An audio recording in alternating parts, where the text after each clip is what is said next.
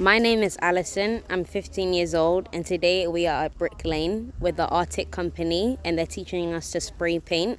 Earlier, we was in a room and we was doing our ideas on paper, then on canvases, and we was just getting comfortable of what we was gonna do.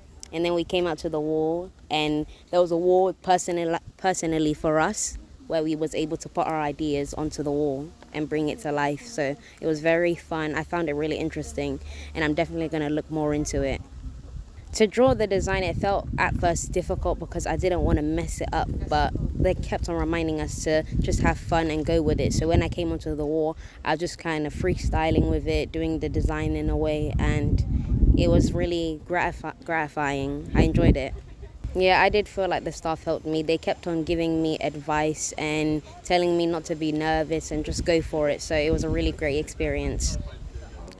What surprised me was that how diverse all of the art was, and how people would put their opinions and their thoughts on walls and it would stick. And walking by, you wouldn't realize like how there was art on walls by famous artists, and it was just really interesting to see. So I feel like that's my most exciting part, exploring different pieces of art and different types.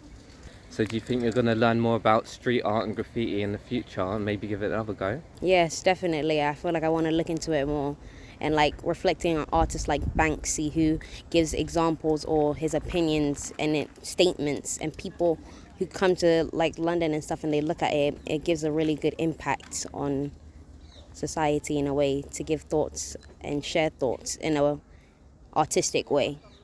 So if someone's never tried graffiti before and they're interested or they're not confident, what would you say to them? Just go out, just do it and have fun. Don't look back.